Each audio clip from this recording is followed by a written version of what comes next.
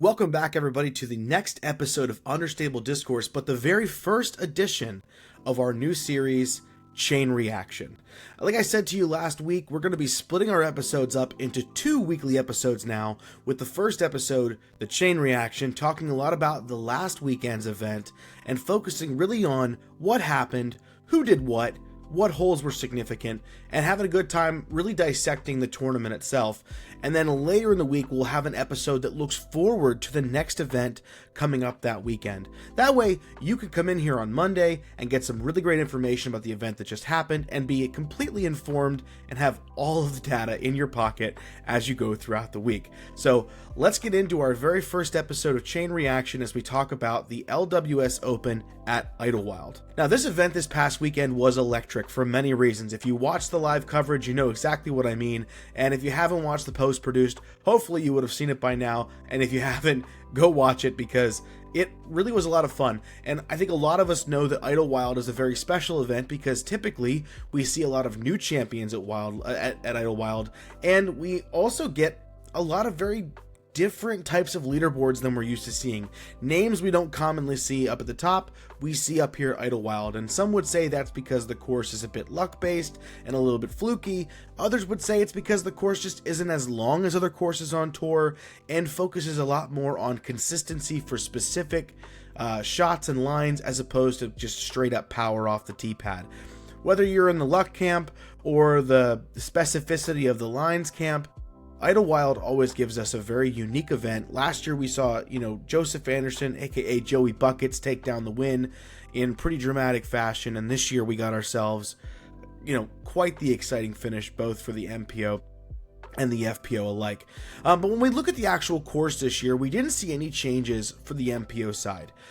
Some holes, they talked about a couple of the trees thinning out in certain areas, but largely everything stayed exactly the same for the MPO. On only a couple of the holes, we saw the OB lines tightened up, which has been something the Pro Tour has been doing all season so far at every event stop. But one of the things that makes Idlewild, I think, a little bit more unique than other courses, that it doesn't rely on out of bounds on every single hole. Now, there are creeks that run through a lot of the holes, and those creeks do operate as out of bounds. But for the most part, Idlewild is left to have the natural OB of the rough on both the left and the right of the fairway be the OB for most of the holes. But there are a few that do have OB, and on some of those, the OB has been tightened a little bit this year compared to last year. But other than that, same tees, same pin positions, although the tee boxes themselves have improved because there have been new tees placed into the ground. One of the big concerns that Idlewild has always had was that the tee pads are generally kind of slippery, and we've seen players struggle with that before, especially in adverse weather conditions, which we didn't really have this weekend as Idlewild. Really, the conditions were right for scoring throughout the entire course of the event. But so no real changes on the MPO side, but there were two very interesting changes when we look at the FPO layout for the course. The first came on hole 3, where they shortened the shot from a 656-foot par 4 down to a 581 foot par 4. So they no longer share the tee pad with the MPO field. They brought it up the fairway and kind of angled it to help improve, I guess, the chance of good tee shots. And when we look at the effect of that, because I think the big thing is that the tour makes changes for specific reasons. And one of the reasons you'd have to argue is maybe they're trying to affect the score of the hole, ease pace of play, that kind of thing.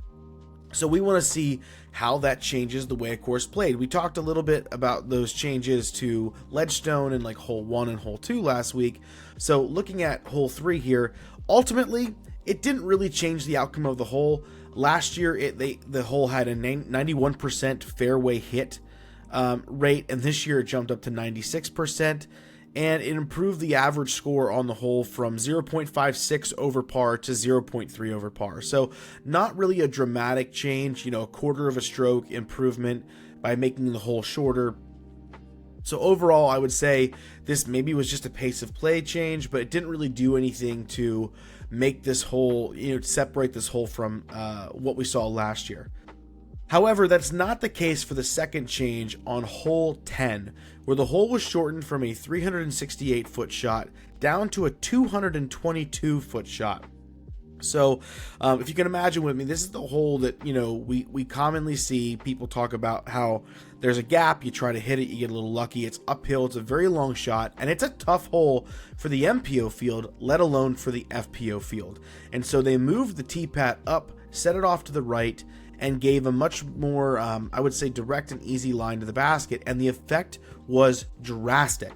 What we saw is that this created a significant change where last year, this was the second hardest hole on the Idlewild course, scoring at 0.65 strokes over par for the FPO field. And this year, because of that change, it completely rebounded to become the second easiest hole on the course at minus 0.3 strokes under par. That is an entire stroke swing on one change for the tee location. And now normally I don't want to see a drastic change like this because this feels to me like an overcorrection of a hole. However, when we look at the FPO side of the Idlewild course, 13 of the holes did average over par. So having an extra hole average under par, it creates a nice like must birdie type of scenario at the turn of the course, and maybe that helps balance things out a little bit. Unfortunately, I believe the two easiest holes were now hole 10 and 11, so that's a pocket you had to get coming out of the front nine and starting your back nine off, and we're going to see how this change affects next year. Are they going to keep it in the same place and keep this as one of the easiest holes on the course? Will they adjust it a little bit further to try to get it back to like a half stroke difference? Who knows? I think a lot of the FPO, though, were happy to see this one moved up to a shorter tee pad, and quite a number of them benefited from it as it averaged a full stroke better than the previous year. But when it comes to the actual courses itself, they played, as one of the easier courses this year for both the MPO and the FPO field. On the MPO side, it was averaged 4.21 strokes under par. And that sets it out as, I think, one of the top 5 or 6 easiest courses that the MPO field plays. And for the FPO, it was 2.14 strokes over par, which is on the positive side of the top half of easiest courses that the FPO play during the season. Now, when we look at the actual breakdown of the round and the scores itself, a lot of conversation this week, coming in, looking at some of the players last week and where their performance was. Eyes were on people like Holland Handley, who performed, unfortunately, very poorly at Ledgestone, especially considering her track record of success at that venue. And leading into this event, people kind of expecting to see Holland perform well again, especially with the absence of the entire European field. And our eyes were on her from the start of this event all the way to the very finish, along with players like, Cadence Burge and people who have been hot recently, like Valerie Mandujano and Owen Scoggins. And we got a very, very interesting result. So we see this happening both on the MPO and the FPO side. There was some real stirring from the earlier cards as Katrina Allen, one of the earliest, I believe maybe the earliest tee time of the day, jumps out and puts down a really respectable 5 under par to sort of show the field, here's the number you have to beat. And throughout the day, a number of competitors attempted to make that happen, with solid rounds coming in from a number of players. Sarah Hokum at 3 under par, Allie Smith matches at 5 under par, and a whole host of players at 2 under par. But taking the top spot going into round 2, we have Owen Scoggins, surprise, surprise, the defending champ from the 2024 LWS Open as well. And I think this is a course that just fits Owen's game, exceedingly well. We talked to her on Tour Life last week over on the Foundation Podcast channel. She said, pick me this week. And, she put up exactly what she said she was going to do. She carved the lines on the course and did really, really well for herself. And, I think one of the big separators for Owen is always going to be her putting. She continues to be an absolutely dynamic putter, and that helps her have a lot of success on the FPO side, especially when, she's putting as well as she is. Coming into round 2, and it's one of the fun parts about a course like this is that with no change from round to round to round, you get 3 rounds to just improve your score, to understand the course better, and to get the job done. And so one of the things that always has been a successful trait or a trait of that showcases success on the FPO side is consistency when it comes to these events at the same course on the same layout. And if you're able to be consistent and putt decently, you will find success. And we see that right here as we look at the second round scores for the FPO field, as a lot of the players who performed well in the first round, had a really mediocre second round. Allie Smith had a +2 round, so she drops down into tied for 6th position. You've got Katrina Allen, only shoots 1 under par. Now that keeps her on the lead card going into the final round, but really kind of out of position. Alexis Mandujano shoots the hot round at -7 to catapult herself into solo second place, and Valerie Mandujano, not to be undone, shoots a 3 under par to bring herself into the mix on lead card. But a model of consistency, Owen Scoggins shoots 6 under par, coming off of her 7 under par first round to sit at 13 down. This puts her 6 strokes ahead of the next closest player, and is a testament to she was the only player to shoot 2 consistently good rounds, and she is 6 strokes ahead of her next closest competitor. This is what can be done on the FPO side when you're both putting well and playing consistently. So all eyes are on Owen to just do the same thing in round 3. And as we look at round 3, we see once again Alexis Mandujano +3, so she drops down. Valerie Mandujano shoots another -3. So Val shoots a -2, -3, -3 for this event, which, yes, you could argue is very consistent. They're solid rounds, but you need to be up in that 5 to 6 under par mark if you want to be competitive here at Idlewild, which is crazy to say considering that last year at Idlewild, same course with those, except for those 2 changes. Only 3 total players shot under par on the FPO field last year, with the winning score being 10 under par. And you had Natalie Ryan at 6 under and Sarah Hookham at 1 under, and nobody else shot under par for the FPO field. So even though technically the course is playing a stroke and a quarter easier because of those changes, we're still shooting way better than we did last year, which is fun to watch the strength of the field increase from year to year. Missy Gannon shoots a nice 7 under par. We did talk about her last week as someone we thought was going to come back and kind of showcase her consistency. That's something that we always think of with Missy, is her consistency. And it's been a little bit since we've seen her kind of perform well on the tour. So great to see her back, shooting decent, finishing in 2nd place. But exactly as we predicted, the model of consistency, Owen Scoggins shoots a 5 under par, taking the win, 7 strokes better than Missy at 18 under par total. That is nearly double what she shot to win last year. She shot 10 under last year, 18 under this year, takes the win. And I would say that Owen right now is probably the most successful player at Idlewild on the FPO side, because if you look at the last 4 years, she has now finished in 2nd, 1st, and 1st. This, we might start just calling this the LWS Own at Idlewild, because this really seems to be her event. And I mean, you can just tell when you look at the stats that she was able to put down for the entire round and what she was able to accomplish. It's incredible to see. She obviously led the field in birdie rate, and we know about Owen. She loves birdie. She tells us in every single commercial we see her in that she loves birdies, and she led the field with a 43% birdie rate, which is head over heels more than the rest of her competitors. She had no double bogeys, only had 9% bogeys on the entire event, which led the field, tied with Missy Gannon. But here's the kicker. She led the field with 62% from C2. That's going to do it for you right there, folks. I mean, she shot 74% from C1X, which technically is lower than her average, but still good enough combined with that C2 putting to just shoot the lights out of the course. Massive congratulations to Owen Scoggins for another incredible event.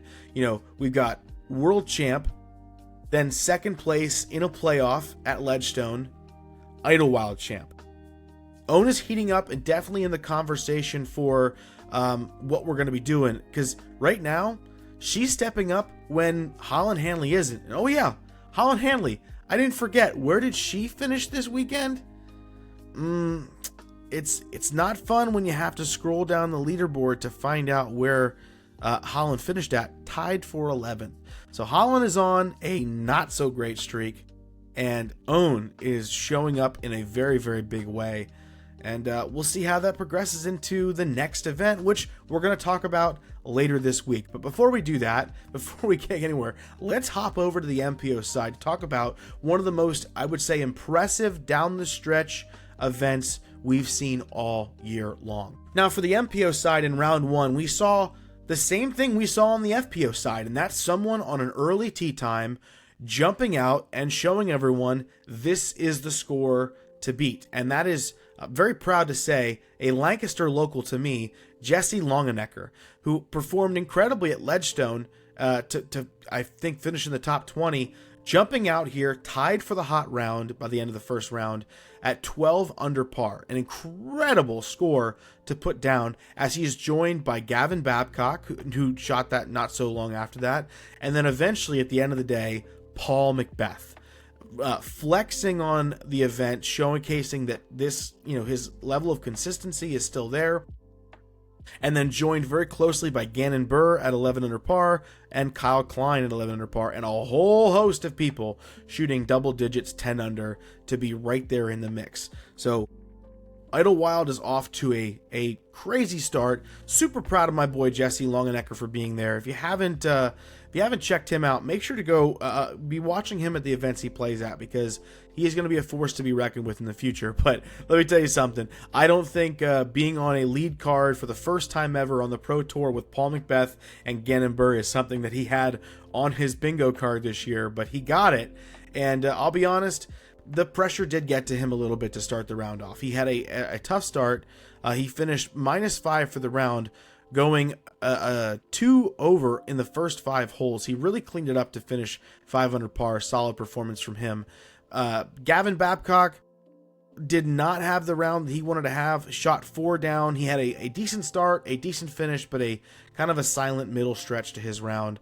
But the eyes were set on Paul McBeth and Gannon Buhr, who just started to duel. As if the 12 under from Paul and the 11 under from Gannon weren't enough, they both decide to shoot matching 13 unders in round 2. And that's with Gannon making a statement on hole 1, getting the eagle. Paul, not to be outdone, shoots an incredibly impressive round, with his only blemish being on hole 17, where he picks up the lone bogey.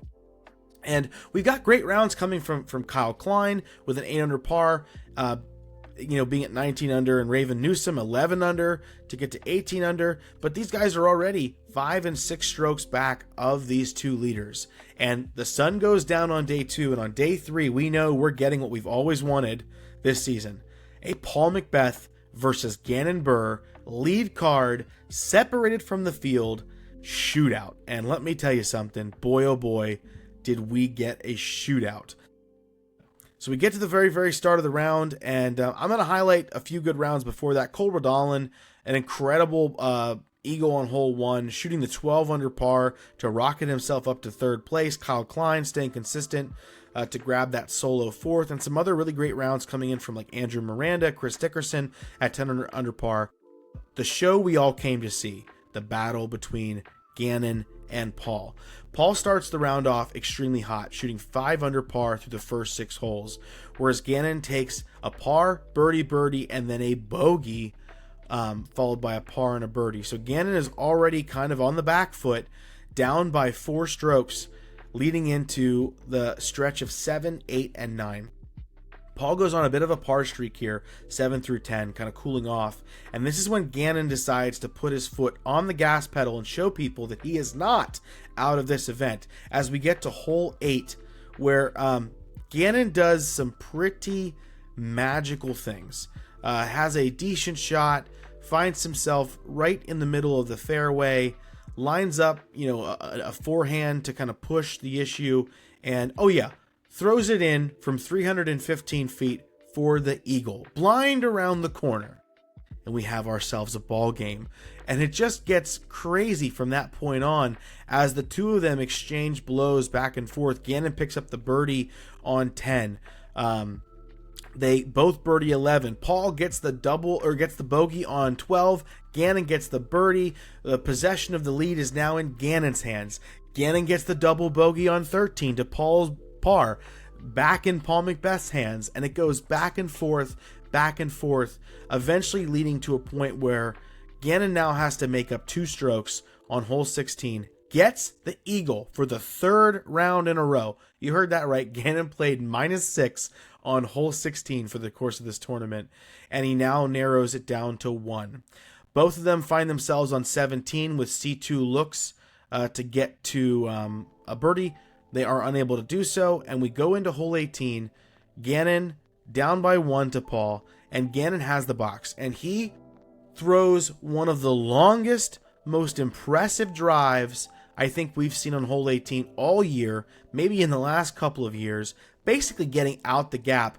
He loved it so much after it came out of his hand, he let out a roar of excitement, knowing that he was in prime position, and basically turning to look at Paul and saying, if you want this, you've got to birdie this hole because I'm going to birdie the hole.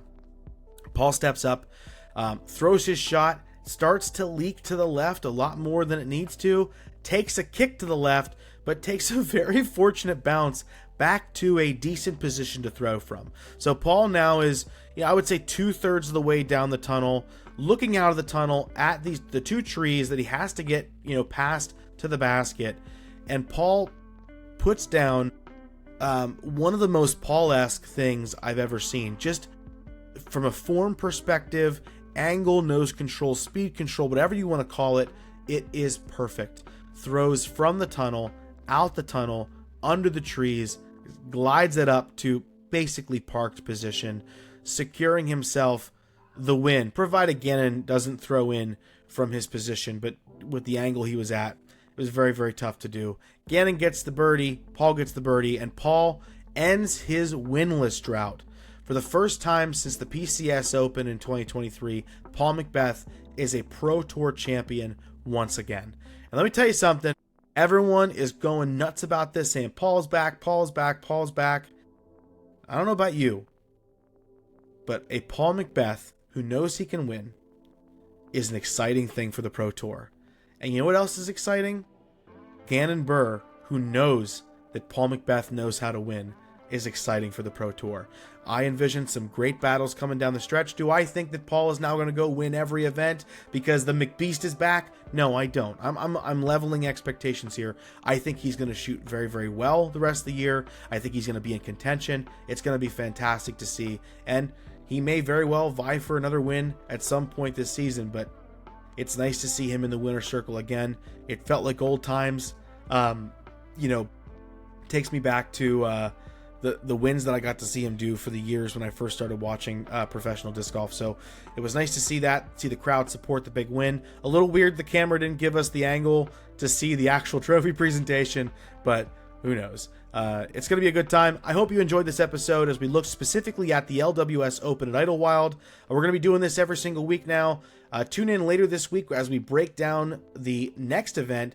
I know we have a bit of a gap here before D-Glow. We're going to talk about some other stuff. Maybe look at the new PDGA proposed rules for the Pro Tour. We'll highlight the amateur major that just went down and the incredible win from Hayden, and talk about some other fun stuff. But until next time, thank you all for tuning in. I appreciate your time, attention, focus, and this was our first ever chain reaction to the LWS at Idlewild. Until next time, make sure you're throwing some plastic, you're watching some disc golf, and have a fantastic week.